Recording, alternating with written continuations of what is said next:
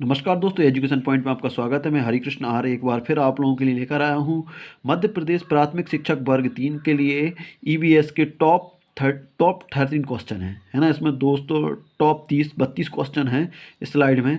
तो दोस्तों इनको आपको ज़रूर देखना है। यदि आप इन्हें देख लेते हैं है ना, तो उनसे आप लोगों को पता चल जाएगा कि आप किस बेस की तैयारी कर रहे हैं और आपकी क्या तैयारी है ना। ये सारे क्वेश्चन आपके सिलेबस पर बेस हैं, एनसीईआरटी बुकों से लिए गए हैं। ठीक है दोस्तों, तो अब क्वेश्चन स्टार्ट करते हैं।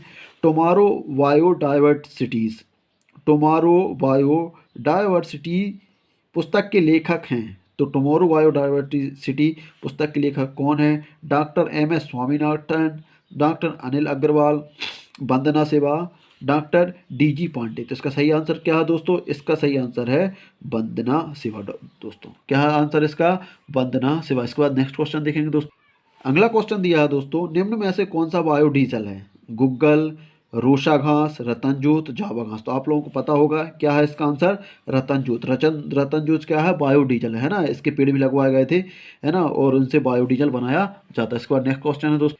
नेक्स्ट क्वेश्चन दिया है, बायोडाइवर्सिटी इन इंडिया के लेखक कौन है? देखिए बायोडाइवर्सिटी थी एक टुमारो बायोडाइवर्सिटी पुस्तक थी, उसके लेखक तो वंदना सिवा थी। अब इसमें पूछा बायोडाइवर्सिटी इन इंडिया के लेखक कौन है? वंदना शर्मा है ना, doctor Sunita Narain, Mike Pandey, T Pulaiah. तो इसका आंसर क्या निकालना है आप लोगों को? देखिए वंदना शर्मा को नहीं लगाना, वंदना शर्मा है टुमारोज टुमारोज बायोडाइवर्सिटी है ना। इसकी क्या है?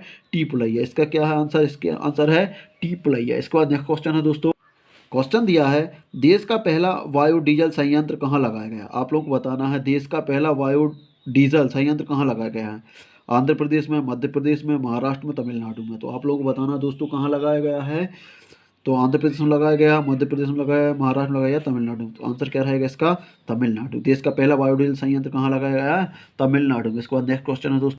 नेक्स्ट क्वेश्चन दिया है इसके बाद, वर्तमान में उत्तर प्रदेश में कुल वनावरण वनावरण एवं वृक्षावरण प्रतिशत की मात्रा है। उत्तर प्रदेश की बात पूछी है ना। तो इसको ज़्यादा ध्यान नहीं देना, लेकिन आप लोग पूछ सकते हैं क्वेश्चन है ना। वर्तमान में उत्तर प्रदेश में कुल वनावरण एवं वृक्ष वनावरण का प्रतिशत है। तो क्या है दोस्तों इसका? 2.56%, 2.46%, 9.50%, 9.18%। इसका आंसर है दोस्तों, इसका आंसर है 9.18%। इसके बाद नेक्स्ट क्वेश्चन दोस्तों। क्वेश्चन दिया है, ग्रीन पीस इंटरनेशनल का मुख्यालय अब स्थित है। तो आपको बताना है जो ग्रीन पीस है उसका मुख्यालय कहाँ स्थित है ना। तो एम्स्टर्डम में, कैनबरा में, ओटावा में, नागासाकी में। तो आपको बताना है कहाँ है दोस्तों। तो ग्रीन पीस इंटरनेशनल का मुख्यालय कहाँ है? एम्स्टर्डम। क्या है? एम्स्टर्डम में कहाँ है दोस्तों? एम्स्टर्डम में। इसका नेक्स्ट क्वेश्चन। क्वेश्चन दिया है, राजीव गांधी पर्यावरण पुरस्कार दिया जाता है श्रेष्ठतर योगदान के लिए। देखिए राजीव गांधी पर्यावरण पुरस्कार दिया जाता है किस योगदान के लिए दिया जाता है? तो आप लोगों को बताना है वनारोपण एवं प्रतिभूमि संरक्षण के लिए, स्वच्छ प्रौद्योगिकी एवं विकास के लिए, वन्य जीव संरक्षण के लिए, या पर्यावरण पर हिंदी पुस्तकों के लिए। तो क्या है इसका आंसर दोस्तों? इसका आंसर है बी वाला। बी वाला क्या है? स्वच्छ प्रौद्योगिकी एवं विकास के लिए। स्वच्छ प्रौद्योगिकी एवं विकास के लिए राजीव गांधी पर्यावरण पुरस्कार दिया जाता है। इसके बाद नेक्स्ट क्वेश्चन दोस्तों। इसके बाद क्वेश्चन दिया है, निम्न कथनों पर विचार करें। देखिए कथन दिए हैं और उन पर हमें विचार करने का बोला जा रहा है ना। तो हम कथन देखेंगे और उन पर विचार करेंगे। देखिए क्या दिया है। कथन ए में दिया है, प्रवाल भित्तियों को महासागर का वर्षावन कहा जाता है। तो प्रवाल भित्तियों को महासागरों का वर्षावन कहा जाता है। कारण आर में दिया है, वे जैविक विविधता से अति संपन्न हैं। नीचे दिए कूट गए, तो अपने उत्तर चुनना है। ए तथा आर दोनों सही हैं, आर ए की व्याख्या करता है। ठीक है ना। तो क्वेश्चन दिया है और इसके बाद ए तथा आर दोनों सही हैं परंतु आर ए की व्याख्या नहीं करता है ना। सी में दिया है, ए सही है परंतु आर गलत है। और उसके बाद दिया है, डी में ए गलत है परंतु आर सही है। तो आप देखिए क्या दिया, कथन दिया है प्रवाल भित्तियों को महासागरों का वर्षावन कहा जाता है। बिल्कुल ये सही सत्य बात है कि जो प्रवाल भित्तियों को महासागर का क्या कहा जाता है, वर्षावन कहा जाता है। वे जैव विविधता से अति संपन्न हैं। वे जैव विविधता से कैसे अति संपन्न, तो क्या है ए तथा आर दोनों सही हैं, तो ये सही है बिल्कुल।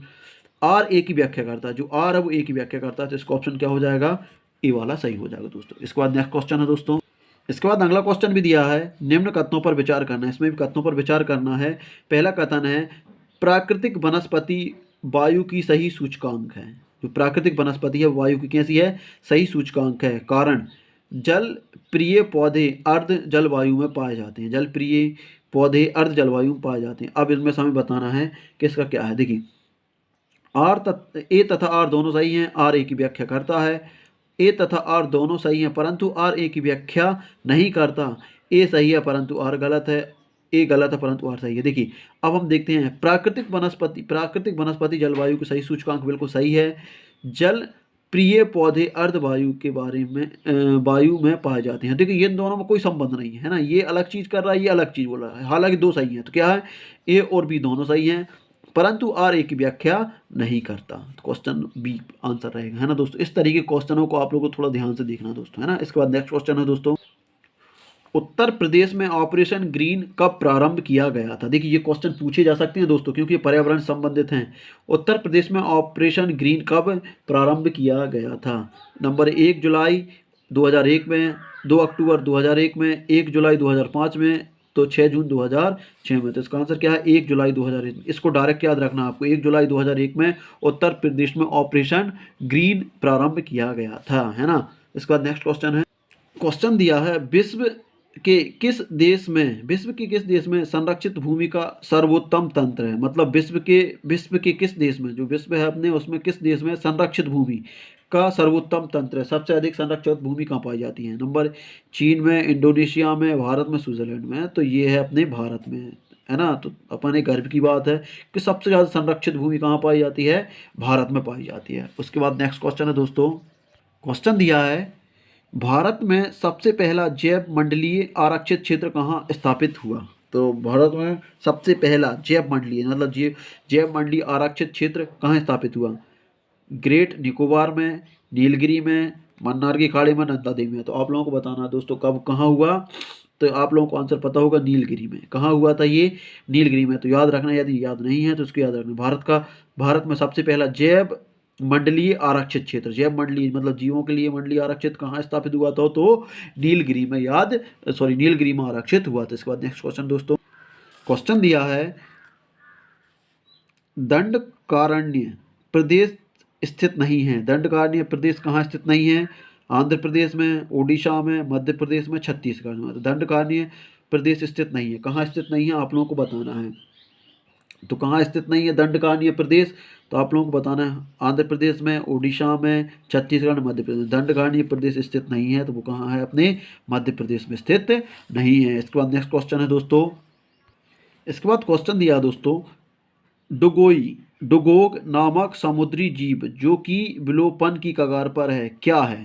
जो डुगोग नामक समुद्री जीव है ना, विलोपन की कगार पर क्या है। स्तनधारी जैसे मैमल बोला जाता है इंग्लिश में, बॉनी फिश, शार्क, ओवेचर। तो आप लोगों को बताना है डुगोग नामक समुद्री जीव जो विलोपन के कगार पर है कि क्या है। तो आप लोगों को बताना क्या है ये दोस्तों।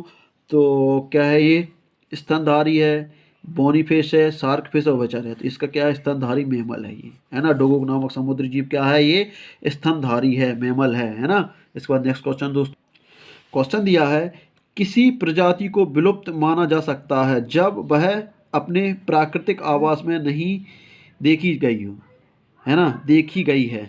तो कब माना जा सकता है इसको दोस्तों, किसी प्रजाति को विलुप्त माना जा सकता है जब वह अपने प्राकृतिक आवास में नहीं देखी गई है। 35 वर्ष, 20 वर्ष, 10 वर्ष, 50 वर्ष। तो आप लोगों को बताना है कब माना जाता है। इसको माना जाता है डी, मतलब 50 वर्ष तक यदि कोई प्रजाति अपने उसमें नहीं देखी गई तो उसे क्या माना जाता है, उसे विलुप्त माना जा सकता है। इसके बाद नेक्स्ट क्वेश्चन है दोस्तों, क्वेश्चन दिया है निम्न में से कौन यूनेस्को धरोहर का स्थान है? आप लोगों को बताना है इनमें से कौन सा यूनेस्को धरोहर में शामिल है।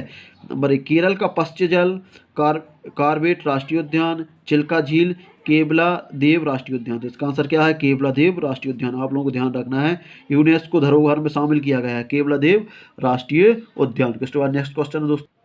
क्वेश्चन दिया है लिविंग प्लेनेट्स सूचकांक क्या है? लिविंग प्लेनेट सूचकांक क्या है ना? आपको बताना है।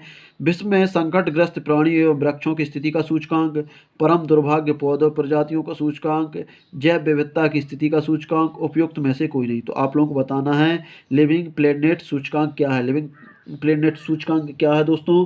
तो लिविंग विश्व संकटग्रस्त प्राणियों के तथा वृक्षों के सूचकांक का है ना, परम दुर्लभ दुर्लभ पौधे प्रजातियों के सूचकांक, जैव विविधता। तो उपयुक्त में से कोई नहीं, ये उपयुक्त में से किसी का भी सूचकांक नहीं है। इसके बाद नेक्स्ट क्वेश्चन दिया है निम्न में से कौन सा स्थान भारत में अब तक स्थापित जैव मंडल आरक्षित स्थानों में है ना? तो निम्न में से कौन सा स्थान भारत में अब तक स्थापित जैव मंडल आरक्षित स्थानों में है? तो आप लोगों को बताना है नौक्रेक, नंदा देवी, ग्रेट निकोबार, उपरोक्त सभी। तो आप लोगों को बताना क्या है दोस्तों इनमें से। देखिए नौक्रेक भी है, नंदा देवी भी है और ग्रेट निकोबार भी है। तो उपयुक्त सभी, इसका आंसर क्या रहेगा? उपयुक्त सभी, डी, है ना। इसके बाद नेक्स्ट क्वेश्चन दिया है दोस्तों निम्नलिखित में से कौन सा कथन सही है? तो आपको कथन बताना सही कौन सा है। उत्पादकता एवं जैव विविधता में विरोधानुपात है ना। व्यापारिक कृषि की उत्पादकता अधिक तथा जैविक विविधता कम होती है। संकर फसलों एवं पशुओं के विकास से जैव विविधता में उत्तरोत्तर वृद्धि हो रही है। घड़ियाल के लिंग निर्धारण में तापमान वृद्धि से व्यवधान उत्पन्न होता है।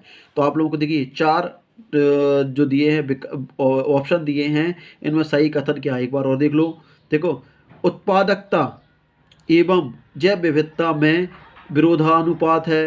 नंबर 2 क्या? व्यापारिक कृषि की उत्पादकता अधिक तथा जैव विविधता कम होती है। नंबर 3 संकर फसलों एवं पशुओं के विकास से जैव विविधता में उत्तरोत्तर वृद्धि हो रही है। और नंबर 4 घड़ियाल के लिंग निर्धारण में तापक्रम वृद्धि में व्यवधान उत्पन्न होता है। तो आप लोगों को बताना है कौन कौन से ऑप्शन सही है इसमें से। 1 और 2 है ना, 1 और 4 है ना, 1 2 3, 3 और 4। तो इसका आंसर सही आंसर क्या है दोस्तों? आप लोगों को बताना है इसका सही आंसर क्या है। तो आप लोग गैस करिए, इसका आंसर है डी, 3 और 4। क्या दिया? संकर फसलों एवं पशुओं के विकास से जैव विविधता में उत्तरोत्तर वृद्धि हो रही है। घड़ियाल के लिंग निर्धारण में तापक्रम वृद्धि का व्यवधान उत्पन्न हो रहा है। इसके बाद नेक्स्ट क्वेश्चन है दोस्तों। क्वेश्चन दिया है अधोलिखित में से कौन सा सही है? आपको बताना है इनमें से कौन सा सही है। एक फसली कृषि के कारण जैव विविधता का विनाश हो रहा है ना। बहुफसली खेती की पद्धति से जैव विविधता सुरक्षित रहती है। विशिष्ट खेती की पद्धति जैव विविधता को संरक्षित रखती है। कार्बनिक खेती को पर्यावरण मित्र की उपमा दी जाती है। तो आप लोग बताना इनमें से कौन सा कथन सही है दोस्तों। तो आप लोग बताना क्या है इसमें कौन सा कथन सही है। देखिए एक फसली कृषि जैव विविधता के विनाश का कारण हो रही है, ठीक है, ये ज़्यादा अपन नहीं मान सकते, है ना। बहुफसली खेती पद्धति से जैव विविधता सुरक्षित होती है, ये भी नहीं मान सकते। विशिष्ट खेती पद्धति से जैव विविधता को संरक्षित रहती है। यदि हम विशिष्ट तरीके से खेती करें, है ना, बगैर फर्टिलाइज़र के, तो ये सब चीज़ें हमारी संरक्षित हो सकती है। इसके बाद नेक्स्ट क्वेश्चन है दोस्तों। क्वेश्चन दिया है नवीन विकसित विज्ञान की कौन सी शाखा जैव विविधता के लिए खतरे की घंटी है ना। आपको बताना है नवीन विकसित विज्ञान की कौन सी शाखा है ना जैव विविधता के लिए खतरा है। नैनो तकनीक, दूरसंचार तकनीक, रेडियोलॉजी, जैव प्रौद्योगिकी। तो आप लोगों को बताना कौन सी है दोस्तों। तो इसका सही आंसर क्या है? जैव प्रौद्योगिकी। देखिए जैव प्रौद्योगिकी जब से आई है तब से ही दिक्कत स्टार्ट हो गई है ना, और जैव विविधता लगभग खत्म होने की कगार पर है ना। बहुत सारे जीव जंतु मर रहे हैं, चिड़ियाँ है ना, जगह जगह मरी देखी जा रही हैं। तो ये सब किसके कारण हो रहा है? जैव प्रौद्योगिकी के कारण। इसके बाद नेक्स्ट क्वेश्चन है दोस्तों। क्वेश्चन दिया है भूतल पर सर्वाधिक किस संघ या फाइलम के सदस्य पाए जाते हैं। भूतल पर सर्वाधिक किस संघ के सदस्य पाए जाते हैं? Chordata, Mollusca, arthropoda, Annelida. तो आप लोगों को बताना है ना। तो कौन से संघ पाए जाते हैं आप लोगों को बताना है। देखिए कार्डेटा, मोलास्का, आर्थ्रोपोडा, एलिलीडा, तो इसका सही आंसर है आर्थ्रोपोडा। आप लोगों को ध्यान रखना है आर्थ्रोपोडा, है ना। आर्थ्रोपोडा भूतल पर सर्वाधिक किस संघ के फाइलम्स के सदस्य पाए जाते हैं? आर्थ्रोपोडा। मोस्ट आईएमपी क्वेश्चन, ये बायोलॉजी क्वेश्चन है। इसके बाद नेक्स्ट क्वेश्चन दोस्तों, क्वेश्चन दिया है राजीव गांधी राष्ट्रीय उद्यान अवस्थित है, मतलब कहाँ स्थित है? पंजाब में, कर्नाटक में, उत्तराखंड में, राजस्थान में। तो आप लोगों को बताना है राजीव गांधी राष्ट्रीय उद्यान कहाँ स्थित है। तो राजीव गांधी राष्ट्रीय उद्यान स्थित है कर्नाटक में। इसके बाद नेक्स्ट क्वेश्चन है दोस्तों, क्वेश्चन दिया है सागर तली पर पाए जाने वाले पादपों तथा प्राणियों को किस नाम से जाना जाता है? जी कि जो सागर की तली में पाए जाते हैं, है ना, उन पौधों और प्राणियों को किस नाम से जाना जाता है? बेथम, नेक्टर, नेथम, प्लेक्टम, है ना। तो आप लोगों को बताना दोस्तों किस नाम से पाए जाने जाते हैं? इसको पाया जाता है बेथम। बेथम मतलब वास बाथरूम, बाथरूम कहाँ? पानी, बाथरूम का संबंध पानी से है। तो देखिए सागर की तली में जो पौधा पाए जाते हैं उन्हें क्या बोला जाएगा? बेथम। तो ऐसे आप ट्रिक लगा कर याद कर सकते हैं जो दिमाग में बैठ रहेगा। इसके बाद नेक्स्ट क्वेश्चन दोस्तों, इसके बाद नेक्स्ट क्वेश्चन दोस्तों दिया है दोस्तों, क्या दिया है? पश्चिमी हिमालय में, क्वेश्चन दिया है पश्चिमी हिमालय में 300 मीटर की 3000 मीटर की ऊंचाई तक उपलब्ध होती है ना। पश्चिमी हिमालय में उच्च पर्वतीय वनस्पति 3000 मीटर की ऊंचाई तक उपलब्ध होती है, जबकि पूर्वी हिमालय में 4000 मीटर की ऊंचाई तक उपलब्ध होती है। एक पर्वत श्रेणी में इस विविधता का क्या कारण है? तो आप लोगों को बताना है इसका क्या कारण है। पूर्वी हिमालय का पश्चिमी हिमालय की अपेक्षा अधिक ऊंचा होना, है ना। पूर्वी हिमालय का दक्षिण हिमालय की ओर मुड़ा होना। पूर्वी हिमालय क्षेत्र में पश्चिमी हिमालय क्षेत्र की अपेक्षा अधिक मानसूनी वर्षा होती है। ऑप्शन 4 पूर्वी हिमालय की चट्टानों का उर्वरक होना। तो इसका सही आंसर क्या है? इसका आंसर है सी, पूर्वी हिमालय क्षेत्र में पश्चिमी हिमालय क्षेत्र की अपेक्षा अधिक मानसूनी वर्षा होना, यही कारण है कि यहाँ ज़्यादा ऊंची है। ठीक है ना, पर्वतीय वनस्पति हैं। इसके बाद नेक्स्ट क्वेश्चन है दोस्तों, नेक्स्ट क्वेश्चन दिया दोस्तों, विश्व के किस वायोम को प्रमुख अन्न भंडार तथा दुग्ध व्यवसाय के क्रोड स्थल की उपमा दी गई है? मतलब विश्व के किस वायोम को प्रमुख अन्न भंडार तथा दुग्ध व्यवसाय के क्रोड स्थल की उपमा दी गई है? रूम सागरीय घास वायोम को, शीतोष्ण घास वायोम को, टैगा प्रदेश को, उष्णकटिबंधीय घास वायोम को। आप लोगों को बताना दोस्तों किसको दी गई है। तो इसका सही आंसर है शीतोष्ण घास वायोम को, है ना। तो आप लोगों को ध्यान रखना शीतोष्ण घास वायोम को। इसके बाद नेक्स्ट क्वेश्चन, क्वेश्चन दिया दोस्तों स्टेपी जलवायु की सबसे बड़ी विशेषता है। जो स्टेपी जलवायु उसकी क्या है विशेषता, सबसे बड़ी विशेषता क्या है? आप लोगों को बताना है। दक्षिण गोलार्ध में विस्तार का अभाव, शुष्कता का साम्राज्य, महाद्वीपीय जलवायु का विकास, उच्च वार्षिक तापांतर। तो आप लोगों को बताना क्या है इसका कारण, है ना। तो उच्च वार्षिक तापांतर। इसका स्टेपी जलवायु की सबसे बड़ी विशेषता क्या है? उच्च वार्षिक तापांतर, है ना। क्या है इसका? उच्च वार्षिक। इसके बाद क्वेश्चन दिया है काले वन पाए जाते हैं, ये मोस्ट आईएमपी, काले वन पाए जाते हैं फ्रांस में, जर्मनी में, चेकोस्लोवाकी में, रोमानिया में। तो काले वन कहाँ पाए जाते हैं दोस्तों? तो ये पाए जाते हैं जर्मनी में। आप लोग याद रखना है जर्मनी में काले वन पाए जाते हैं। इसके बाद नेक्स्ट क्वेश्चन दोस्तों, क्वेश्चन दिया है निम्नलिखित युग्मों में से कौन सा युग्म सुमेलित है? टीक जम्मू तथा कश्मीर, देवदार मध्य प्रदेश, चंदन काष्ठ केरल, सुंदरी पश्चिम बंगाल। तो आप लोगों को बताना है इसका क्या है आंसर।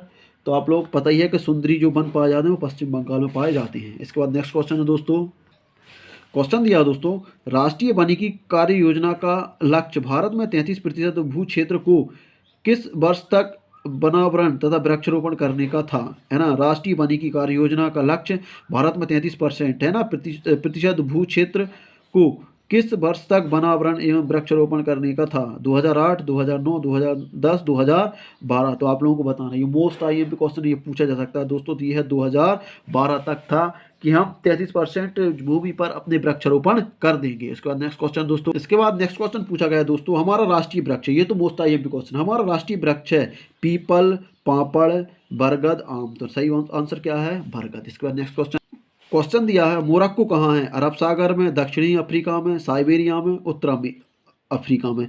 तो आपको बताना मोरक्को है कहाँ, है ना। तो दोस्तों मोरक्को कहाँ है? तो उत्तरी अफ्रीका में। क्या है दोस्तों? उत्तरी अफ्रीका में। इसके बाद नेक्स्ट क्वेश्चन दोस्तों, इसके बाद क्वेश्चन दिया है निम्नलिखित में से कौन सा वन भारत में आर्थिक दृष्टिकोण से अधिक महत्वपूर्ण है? आप लोगों को बताना है निम्नलिखित में से कौन सा वन आर्थिक दृष्टि से सर्वाधिक महत्वपूर्ण है। ज्वारीय वन, सदाबहार वन, कटीले वन, पतझड़ वन। तो आप लोगों को बताना दोस्तों, है ना। तो कौन सा वन है? तो इसका सही आंसर है पतझड़ वन। निम्नलिखित तो कौन सा वन भारत में आर्थिक दृष्टि से सर्वाधिक महत्वपूर्ण है? तो पतझड़ वन, है ना। जो पतझड़ के वन रहते हैं वो आर्थिक दृष्टि से काफ़ी महत्वपूर्ण है, क्योंकि इनसे बहुत सारी लकड़ी मिलती है, ठीक है ना। इसके बाद नेक्स्ट क्वेश्चन दोस्तों, अगला क्वेश्चन दिया दोस्तों, निम्नलिखित वृक्षों में से कौन सा वृक्ष पर्यावरणीय संकट माना जाता है? पर्यावरण के लिए संकट कौन सा माना जा रहा है? बबूल, केल, यूकेलिप्टिस, जलकुंभी। तो आप लोगों को बताना है निम्नलिखित कौन सा वृक्ष पर्यावरणीय संकट माना जाता है। पर्यावरणीय संकट किसको माना जाता है? तो दोस्तों यूकेलिप्टिस को। यूकेलिप्टिस क्यों माना जाता है? क्योंकि दोस्तों ये जहाँ भी लग जाता है वहाँ के आसपास की वनस्पतियों को ये खत्म कर देता है ना दोस्तों। इसलिए इसे क्या माना जाता है? पर्यावरणीय संकट माना जाता है। तो आप लोगों को ध्यान रखना। इसके बाद नेक्स्ट क्वेश्चन दोस्तों, अगला क्वेश्चन पूछा है दोस्तों, वेटलैंड या अर्धभूमि दिवस कब मनाया जाता है? वेटलैंड अर्धभूमि दिवस कब मनाया जाता है? मोस्ट IMP है 2 फरवरी को, 2 अप्रैल को, 2 मई को, 2 मार्च को। तो आप लोगों को बताना दोस्तों कब मनाया जाता है वेटलैंड। ये मनाया जाता है दोस्तों ये मनाया जाता है दोस्तों हम लोगों का 2 फरवरी को। क्या मनाया जाता है दोस्तों? ये कब मनाया जाता है वेटलैंड? ये मनाया जाता है दोस्तों 2 फरवरी को, है ना। तो वेटलैंड कब मनाया जाता है दोस्तों? 2 फरवरी को मनाया जाता है। इसके बाद नेक्स्ट क्वेश्चन है दोस्तों, क्वेश्चन दिया है, निम्न में से कौन सा पेट्रोपादप है? पेट्रोपादप इनमें से दोस्तों कौन सा है? निम्न में से कौन सा पेट्रोपादप है? जेट्रोफा, डिस्टोरी, आक, उपयुक्त सभी। तो आप लोग बताना पेट्रोपादप इनमें से कौन सा है? तो ये तीनों ही पेट्रोपादप हैं, है ना। जेट्रोफा भी है, डिस्टोरी भी है, आक भी है ना। तो ये सारे। इसके बाद नेक्स्ट क्वेश्चन दिया दोस्तों, जैव विविधता के संदर्भ में भारत में निम्नलिखित में से कौन सा क्षेत्र हॉटस्पॉट माना जाता है ना। जैव विविधता के संदर्भ में भारत में निम्नलिखित में कौन सा क्षेत्र हॉटस्पॉट माना जाता है? अंडमान एवं निकोबार, गंगा का मैदान, मध्य भारत, उपयुक्त में से कोई नहीं। तो आप लोगों को बताना है इसका आंसर क्या है? अंडमान एवं निकोबार। इसका आंसर क्या है दोस्तों? अंडमान एवं निकोबार। तो इस तरीके से हमारे टॉप जो 37 क्वेश्चन थे हमने आज कंप्लीट कर लिए हैं दोस्तों। तो आप लोगों को वीडियो कैसा लगा? यदि वीडियो अच्छा लगा तो इसे लाइक करें, शेयर करें और चैनल को सब्सक्राइब जरूर कर लें। और दोस्तों जहां तक हो सके इन सारे क्वेश्चनों को प्रैक्टिस करके जाएं। यदि आप वर्ग 3 देने जा रहे हो तो लगभग 90% क्वेश्चन यहाँ से आने वाले हैं। सारे क्वेश्चन आपके सिलेबस के आधार पर हैं। तो दोस्तों आज के लिए बस इतना ही। जय हिंद।